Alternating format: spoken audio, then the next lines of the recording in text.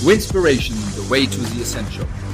On UK Health Radio, Winspiration brings wisdom and information for an extraordinary future. Together, we can shape the world we want to live in. So let's get real and create the idea. Be extraordinary. Welcome to another episode of Winspiration Radio. And again, I like to give you information and insights or some ideas to reflect that you can create your presence and especially the future extraordinary. Today's topic, I like to talk or reflect about AI and the inner game. Artificial intelligence is something what is now, as we say, I'm coming from the German language, is in every mouth. So we talk about it a lot.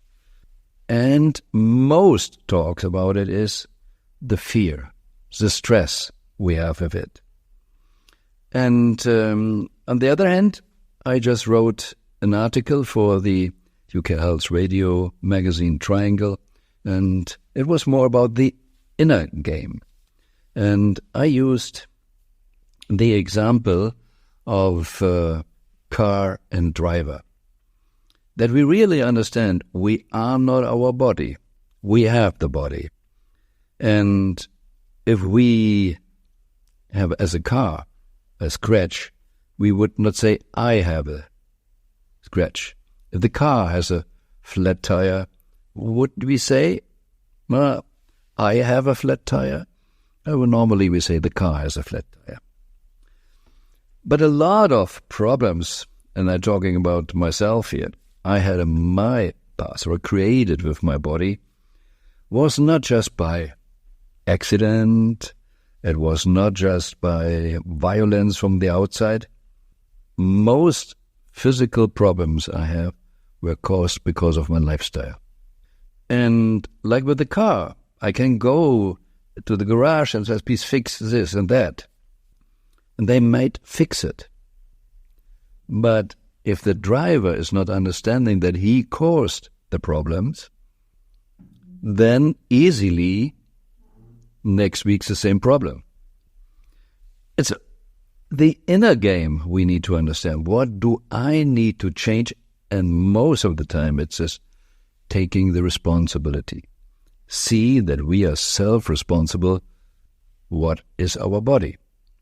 How is our body functioning? What is our mindset, emotions? How we create the body? What did I do? How did I drive the car that this got the flat tire, the scratches, or maybe machine problems because I was not taking care of the right oil, and so forth. It's so much more about the inner game. And if we, and I don't want to go in this talk too much into it, as we had other talks about it already, what is consciousness? What is the unlimited possibilities? Who we are really, really, really, what is our true self? And what do we want to experience as a conscious agent in our finite reality here? And I just want to make aware of what is inside of us is reflecting, is expressing in our body or our car or whatever we do and experience. You can go in someone's house and directly get a feeling, what kind of person is that? What is the taste? Is there order? Is there no order? And it's really amazing if you go also through towns and the different areas, like when you see slums, areas where so-called poor people live, had nothing to do with happiness or not happiness, had nothing to do with the worth of a human being. But you see, if you compare it with rich areas where rich people live, there is order, the rich people have a clean garden and everything, and the poor person in slums not, as more chaos.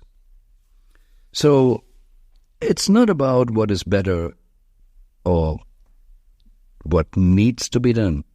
It's just be aware of the patterns. Be aware that it's always an inner game what you see on the outside. In your body, in your garden, in your house, at your car. So now I come to what we call now artificial intelligence and what we are talking about it. What is the foundation or the reason for most discussions, for most articles, for most courses which are sold now? The basic, most of the time, is fear. And this is the inner game again. Why can't we be neutral? Artificial intelligence on the outside. You can be very critical and say, oh, there is risk in it. It might threaten humanity or not. But do you need fear inside? Why do we have fear? Look back in history. There was an invention, for example, in Great Britain, the steam machine. Wow, did it change the world, as we know. But at the beginning, when it came out, the invention, and we had a lot of people hard working in factories, in the textile industry. We have children at work and everything. And they realized if the machine is implemented in a lot of areas, it will take our present job away. So when they were fighting, and there were strong fights, even really brutal fights, even there was killings, because of fear of the steam machine. But was it really the fear of the machine? No. And it was not really the fear of humans using the machine. It was just simply the fear, I lose my job, I lose my existence, I don't know how to survive. And this has two reasons why we do this. First of all, the history of humans is based on fear, on learning how to survive. Every change can be really risky. And we learned only to see what there is.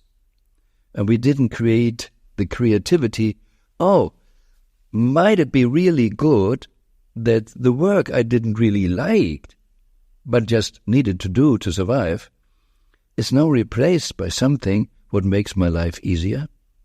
We're normally not asking our question. We're just feeling something is taken away.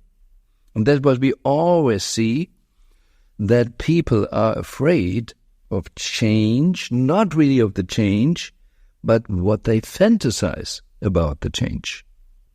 And they fantasize because they know what they have. If this is gone, it will be worse. It's understandable if you look back in history and let's say you lived somewhere and there were fruits and you could live from the fruits. Now, climate change or whatever came, and the fruits were not there anymore. So then at that place maybe were no food. So it was really dangerous and threatening when something what helped you to survive was gone. Normally in that time, well, people died or moved somewhere else. But if the steam machine time comes, okay, now they take away where I lived from, what helped me to survive. But where in Great Britain should I go? It's in every city the same. And that is really stressful. Because we never learned really if something goes out of our life, especially in the modern world, it can create something what brings so much more possibilities to survive, for more freedom, for a better life. Because we all know today, we would look back, who wants the life without the steam machine again? going back to this hard work. We had crazy situations. The steam machine also helped to invent what we call train. There were tracks and then a train, and there was a steam machine in front and pulling all the wagons.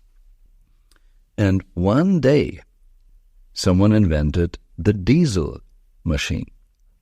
So we didn't need the steam machine, which needed people to shovel coal, to have the fire that creates the steam. And we had the same situation again. Those people who did the hard work shoveling coal were protesting and said, no, we can't get rid of the steam engine in front and the train. We have to protect us. And then at the time we had already unions, and the unions were fighting, and in some areas they were so successful that they could arrange that the guy who was shoveling the coal couldn't be fired and needed to be employed for years now. Up to 4 years they were employed. Then just modernization could take place, but not that this guy loses a job. But if you see it from a different angle, you see someone then, 4 years, needed to go to work, needed to sit in the diesel machine, in the train, having his lunch, reading newspapers, and that's it. People who did this for 4 years had a harder time later to change their life. Because all these inventions, steam machine, created a huge empire, created more mass production possibilities. It increased the level of quality of life. And the same we had later, or we experience it today now with the artificial intelligence. We are so afraid and protesting against artificial intelligence or using it because it takes jobs away. Now in Hollywood, they go on strike. And not just those who are writing scripts and artificial intelligence is taking over. No, even actors are protesting because the actors also are in danger losing their jobs because more and more artificial avatars will be in the film. And it's harder for us to realize who is real or not real. So we don't need the high-paid actors anymore. This is what makes people go on the street, go on strike, or fight. But it's again only focusing on what are we losing and not what are we creating for a better life. And this is one part of this is a personal problem. I lose my job. I don't know how to feed my family. And the other part is society. Society didn't really learn to take care. In its family, in a, we say, healthy family, if there's something going out, what we made for living now, the family will work together, feed everybody, and say, what is next? In society, we are still not taking care of the humans who are losing the job. And the problem is then also people feel more what they lose because they can see what they have, even if it's not the best, even if it's a shitty job, but they know what they have, and they can't imagine what will come. And with linear thinking and with their fantasies of fear and linear thinking, the brains are only capable of creating situations where really threatening.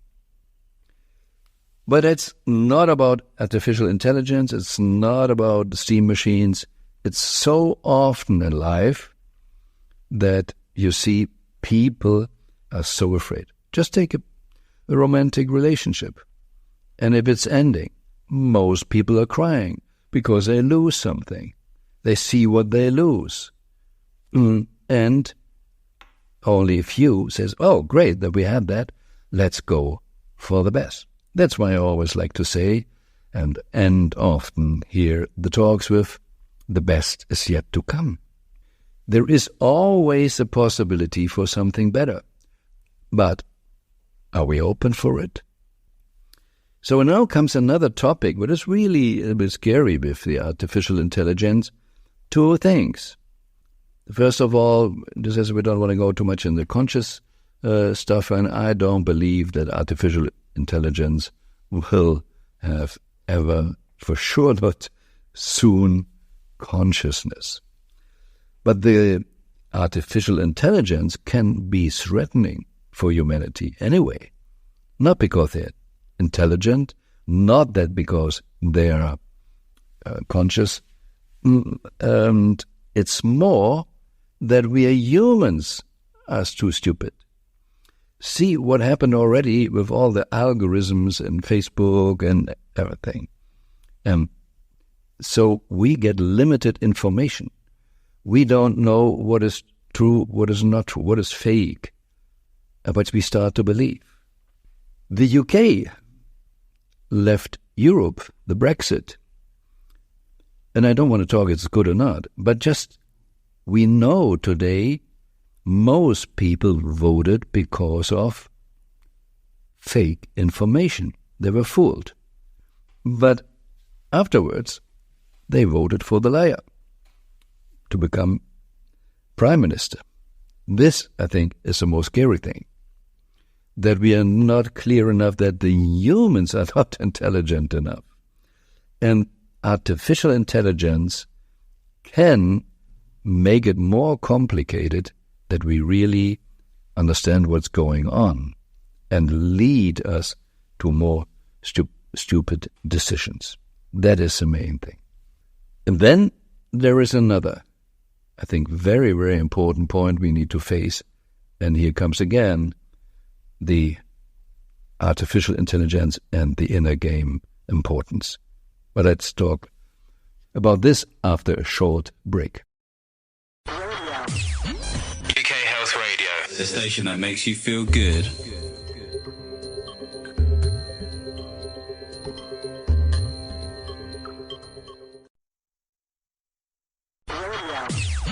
UK Health Radio, the station that makes you feel good.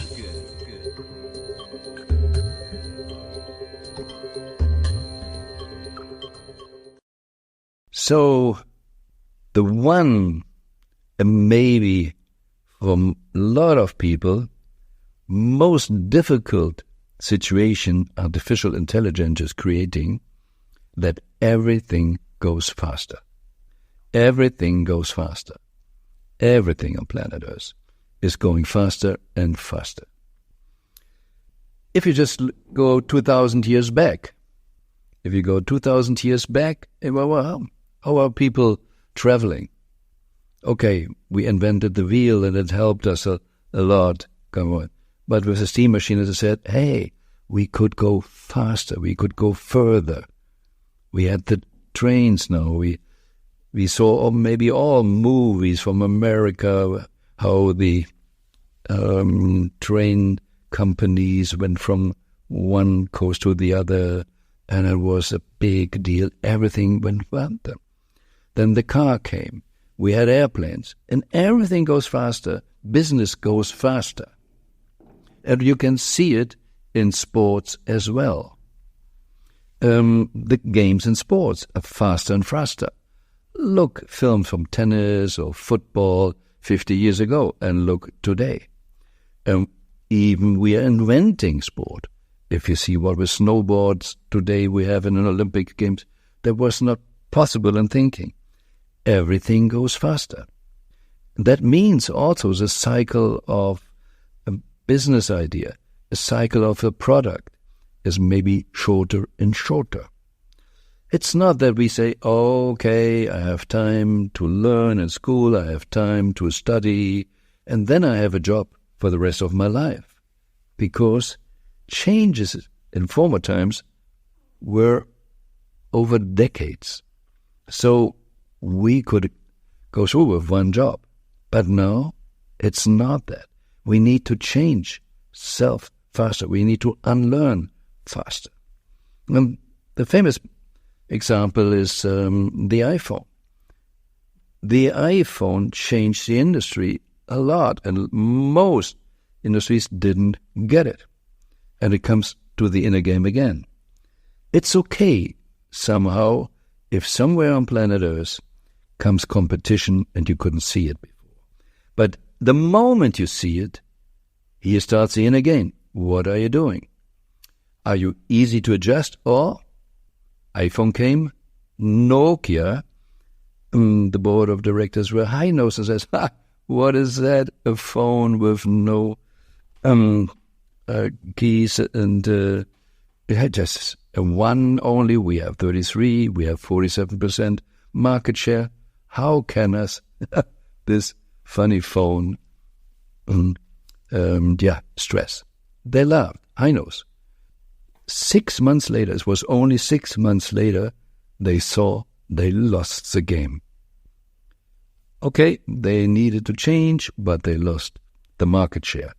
They lost the value. They lost the leading position. That is just in the same product range. But the iPhone changed a lot of other possibilities of businesses we know from the camera industry. GPS, you have an iPhone and GPS. You have so much free products in there, which changed the industry. And it's most of them because of their inner game. Kodak, by the way, invented technology which would lead to digital photos, but they put it away because they didn't want to shred the photo paper business. So that is an inner game. Are we protecting the past? Or can we go with the new? And with the iPhone, we see how fast industry is changing. A long old company like Kodak, for years, for decades on the market, could be out of the market in few years if the inner game is not done. Do we want to go back to the old way of making photos? Making a lot of photos, bringing in a shop, and then later getting photos. Otherwise, we bring the film to the shop, and then we got the photos, and then we checked which one was good, which was not good, and then we ask him, okay, make these please and that. Do we really want that? Working with all the chemicals, we never want to go back, really. So why we're fighting? We're fighting because of our inner game. Our inner game. And this is the first thing. Don't worry what artificial intelligence will do. Worry about your inner game. Can I handle it right? Or I'm just dealing with my emotions. Do I let other people's play with fear, really creating my inner fear? So the main thing is to stay true to yourself. And then we often said it's so important is the essence, your essence. What is your true self? Because in a faster changing time, or in a time when jobs are changing, a lot of people will ignore their true self and just jump on something what they believe is good to survive. Maybe on the material level that you get food, but it kills you on the inside. Because if you're working against your true self, what will happen? More sickness, depressions, and everything. If you learn to really be clear about your true self, what is your essence? What is your purpose in life? Why you're here, what you want to accomplish? That will never change. Because artificial intelligence, steam machine, computers, it's just tools on the outside. They can help you to bring your purpose better in the world. They can help you to get rid of tasks you don't really like. They're not good for your unique ability. So we are just getting chances and chances to live better, to live more our true self, and using the new technologies. Use the steam machine for your business, or learn and go to a company. We go back, not everybody could buy a steam machine, but then you could learn and be a valuable employee for those who implement those technologies. And this is a challenging thing today, because we need to change, especially when you're older like myself, change your brain. I need to have new skills. I need to learn more about my inner game. And going from learned, unlearn to new learn. So this is the most important thing, what we do. So the inner game is not just dealing with the emotions, it is also reprogramming or building the new brain. Because energy flows always the easiest way. So if you get an impulse from the outside, it goes the same ways in your brain. If you're not creating new ways for the energy in your brain. And that is the main thing to focus on. What do I really want? And you can simply say, well, something with law of attraction and so on. But it starts in the brain to decide what you really want. And are you focusing on the fear, the drama, creating shitty energy in your system, creating pathways in your brain, what not supporting you, then it's your responsibility, not the responsibilities of those who are using artificial intelligence. Because if we're sitting back logically saying, no, we don't want to go back to the steam machine. Oh, it's great that we have planes, we can fly, and this, we have so many things. iPhones I mentioned already. Look around, dishwashers, washing machines. We have so many artificial intelligence already, and now it's getting better and better. More robots will take over. So much better life quality. But the inner game is also another topic. The inner game is also when the time goes faster, not just relearning what we say with emotion, but learning faster to change the quality of your questions.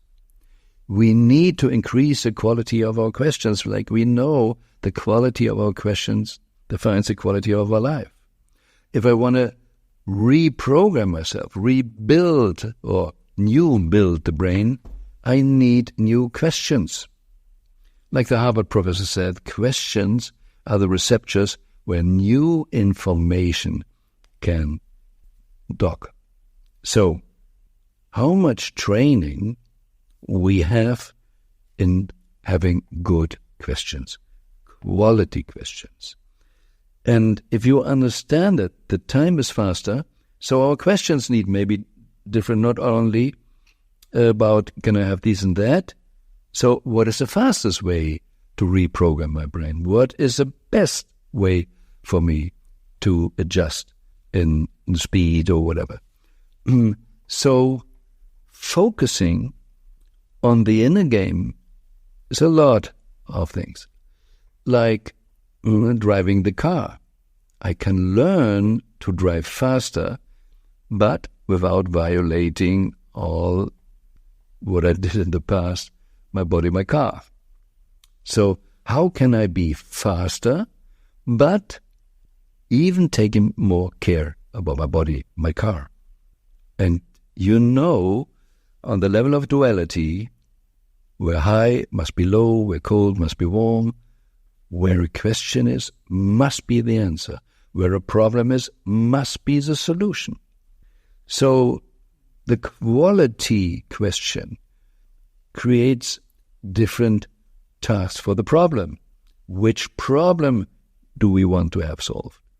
And then we can get the right, best solutions for us. So if we always go for this, we can increase the quality of life again and again and again. Endless. There is no end. Even if maybe in our thinking we have the limited possibilities. But the universe doesn't have the limited possibilities. And like my mentor Bob Proctor always said, what we experience with the iPhone was there 2,000 years ago. But nobody asks the right questions. Because all the materials, all the informations were on planet Earth already. So for the next steps, it's all there. But it needs people to ask those questions. How can we, if we create artificial intelligence or whatever modern technology which makes jobs obsolete, how we can create a society that we take care of everybody? How we do that? What is the next model, like a family, having a bigger family? How do we do this? But we know we have enough money, we have enough food on planet Earth. There is no real problem that everybody could survive. It's just our fantasies why we are fighting.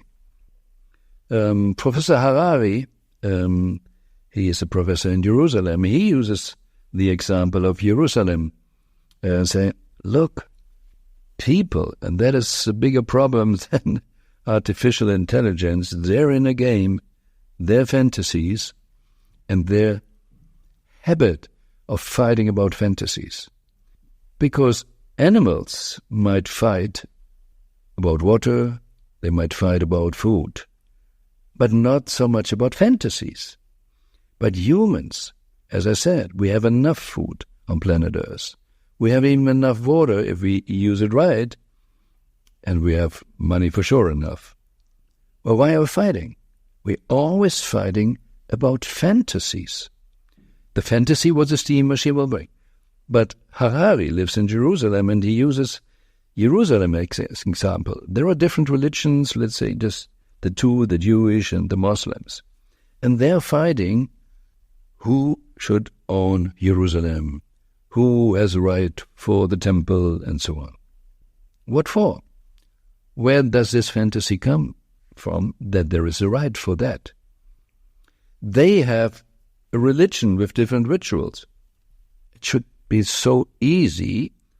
They says, okay, you go Wednesday, I go Thursday, and there are a lot of associations which work together. There's a lot of people who are coming together, and it's just mainly some politicians, people at the top, who are creating those fantasies. Now we alone need to have it. It's just fantasy, because it's not more food, it's not more water, it doesn't help really the real survival topic. No, it's just a fantasy. Oh, and some people go so deep in fantasies, the suicide bombers, that they kill themselves because of a fantasy. And it brings no more food, it doesn't bring peace, just for fantasies. And if we look at the Ukraine, it says, Russia is the biggest country on planet Earth. Do they really need some more acres of land? What are they fighting for? Why is America, the NATO, fighting? And do they need the Ukraine, the land, for their food? For what? Just for fantasies, for ideas why this should be. And these kind of inner game is the biggest problem we face at the moment. And their artificial intelligence is the threat, theoretically threat, but it's not the artificial intelligence, it's those people who fight for fantasies using AI. And like the nuclear bomb, yeah, there is more and more problems with artificial intelligence to really hurt humanity. But it's not the artificial intelligence. And we need to realize what the real problem is the fantasies, the readiness to fight for fantasies, is a readiness always to go in those fear games and fantasy games, and therefore we are fighting. That's what we need to get real. But we are in a trap. We are really in the trap of having these kind of fights now for thousands of years. And we are trained for it. And we are trained in school, the news. Everybody is training us to be in fear about fantasies. And it's just not the reality. And the modern movement of awareness and be in the now. If you just be in the now and feel yourself now, you're not in the future. You can't go in the fantasies. And then you can be totally happy. Does that mean you should ignore everything? No. But you should learn the inner game, to be in the here and now, to realize who is controlling the inside. Who is this? It's not the outside. It's your brain. Are you using fantasies to scare yourself? Can be the opposite as well. You know, wow, I fall in love, and let me see, everything is good, everything is fine, and ignoring risk. Oh, this is a super investment. Wow, nothing can go wrong. But it can go wrong. On the level of duality, you get both chance and risk. The question is, what do you allow yourself to see? What is your inner game? What is your inner chemistry? Can you really see and dare to go for the truth? We learn so much to use our intuition to be against something, to feel what could go wrong. But we are not using our intuition for the other polarity. Hey, how we could use it. And for sure, very rarely, we're using the intuition for, how can I get to the truth, to the facts? Let's make a short break.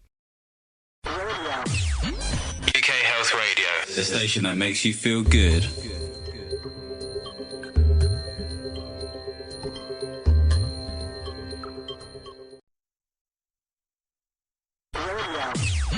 UK Health Radio, the station that makes you feel good.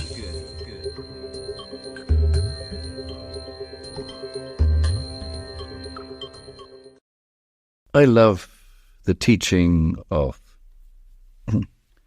Professor who created the idea as a British professor. And he come up with the idea. He studied quite normal and things and worked like normal in this 3D world. And then he said, something is not working. I can't really understand it. Let's say simple, how we create a human being. Okay, there is an egg, there's a sperm, there come stem cells, they're dividing, the stem cells dividing, and one day they decide, this is a nose, and this is a knee, and a kidney, a liver. How do they do that? They have all the same potential, but then they decide to do different things. And Rupert Sheldrake is maybe one of the most hated professors in the classical science industry, because the science industry says this is the pattern we want to have. This is the world we want to have, and everything needs to fit in this. But Mr. Rupert Sheldrake came with the idea there must be something outside of what we see, and he got this morphogenetic fields, morphogenetic resonance, and we all know that it exists, but we're not really living with it. Some people with the law of attraction say there must be something, the thinking stuff or whatever, that we can attract things and everything. Quantum physics says, okay, the observer changes things, can influence just by observing, but we are also shaped by morphic resonance. So, and that's why Part is from the history. Part is today that people in charge, politicians, love to scare us, because if we're in the morphic resonance of fear, we think in fear. We even believe we are fear because we feel it so strongly. But we just feel a frequency. And it's no problem for us, theoretically at least, that we change our frequency. But we need to be aware of, we need to understand it. And it's so easy.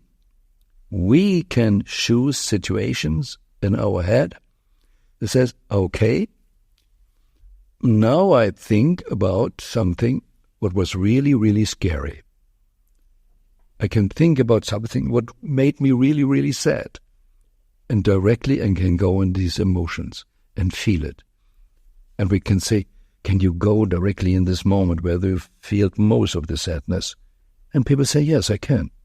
And you see they're changing the body language. Because what they think, they feel, they act also different. The next moment you can ask them, hey, did you make vacation? Or, what was a place on planet Earth where you feel best, where you felt strong? Or was there some event where you were so super strong, were winning something or whatever, or fall in love? Can you go in this moment again? And people say yes. And they can go in this moment. And then they feel it. So if guided with those questions, then they can do it. But if they're in the trap of the morphic resonance of fear, and they are believing I am, if they're not separating car and driver, if they're not understanding the difference between inner game and what happens on the outside, what is my created emotion and where I pick up others' emotions, where is it just a morphic resonance? Where do I go in resonance with something? If they're not aware of it, they are in the trap. And then, and we saw it with Corona, how easy it was to scare everybody, and how people directly fell in the trap and couldn't think right anymore. So it doesn't matter really if it's artificial intelligence, is it a steam machine, is it a coronavirus, is it a press, is it politicians. It's just, are you ready to take care of your inner game? Are you willing to lead yourself? Are you willing to control what you think? And be aware, I'm the driver, and my style of driving decides how my body is in shape. My thinking decides what I feel. My thinking decides what I feel and how my body is in shape. I have so much more power if I control my thinking and call it essence. Some says, what is your unique frequency? Everybody has a unique frequency. And if you are aware of your unique frequency, then you don't need to go in the resonance with all the other fear frequency. But if you go on fear, people have the same frequency on that level. There is the same frequency. And partly we love it because then we don't feel alone. And here we come again to the inner game. You're never lonely. And really get it, the difference between alone, loneliness, and uniqueness. If you understand your uniqueness, you don't have a problem anymore. How can I explain it best? We talked about the iPhone already and modern phones. And there are 8 billion people. And just imagine 8 billion people have a phone, a mobile phone. Every would have a separate phone number, a unique phone number. And you could sit wherever you sit, pick your phone, and if you have the phone numbers, you can call any person on planet Earth, wherever they are. Because with the number on your phone and you're pressing the button, you send out the frequency in the universe, and it's exactly go in resonance with the phone who has this number frequency. And you don't need to go in resonance with all the other nearly 8 billion phones. Did you ever felt stress that you have a unique phone number and you're the only one who has his phone number? I guess not. So why should you feel stressed that you have your unique frequency? We all have. And we master the inner game if we learn our inner essence, our inner frequency, and live that. Live from there. So you can be on your frequency. It's like having the iPhone with your unique phone number in your hand, and then watch what artificial intelligence is doing. And then decide. And you do it today already. If you look at your iPhone, do you have a clue what possibilities this iPhone has? I don't know everything what the iPhone can do. I decided to use it for these and that, but it can do more. So now artificial intelligence is coming with so much more, and we can decide what fits with our frequency, what do we use to make our life better. So how do you do it? And that's why I do this talk today here, because I see so many discussions and misuse of this discussion to frighten people again. No, don't worry. And can you also say, what if everybody would live the essence, everybody would understand their unique frequency, and everybody would use from there the artificial intelligence, how they can live their purpose better? If we assume everybody would do this, would we be afraid of artificial intelligence? I guess no. So if we really see it right, we are not afraid of artificial intelligence. We are afraid because we are not living our inner game right.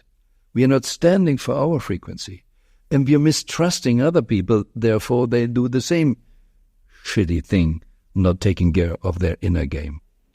So the best solution is not what is on the outside. Do we need steam machines? Do we trains, planes, artificial intelligence, robots? How can we really learn to play the inner game right? That is aligned with our true self. If everybody would do that, we would use the artificial intelligence so much more to create paradise on planet Earth. So be aware of this and reflect it, and use the possibility, if you have family or friends talking about this topic, realizing, because more and more people realizing they have their own frequency and they use the technology to live their purpose better, to bring the purpose better in the world. More and more people start to serve the world, serving the world by living their purpose, serving the world by using technologies that helps them to increase the value of purpose in the world. And we will see so much value. We know that computers already can make better diagnosis than doctors. And like some people say, if you get, for example, the diagnosis of cancer, work only with a doctor who using artificial intelligence and scanning everything right, that you come closer to the truth, have the best treatments possible. I have background as lawyer, and there's so many artificial intelligence already giving the better decisions what to do for court or whatever. So much support is out there. But the main thing is your inner game. Do you know your inner frequency? Are you living your inner frequency? And are you living from there? And from there, the quality of your questions will be totally different. And that makes the big difference in the quality of your life and how you use the artificial intelligence just for your personal benefit, for the benefit of humanity. And be assured, the best is yet to come. This was another episode of Winspiration, Wisdom and Information to support you getting out of illusions, false identifications, limiting beliefs. We all have the power and potential to be more, do more, have more, give more. Reality is what is possible in the universe, and the best is yet to come. If you want to dive deeper into possibilities of creating the extraordinary future, go to winspiration.global or to wolfgangsonnenburg.com. More information and some free downloads like the email program Dream Goals Reality or a copy of the book The Best Is Yet to Come can be found on the UK Health Radio website under the Listen on Demand and Presenters section. Join us again next week on the Winspiration Show for more wisdom and information to create your extraordinary future.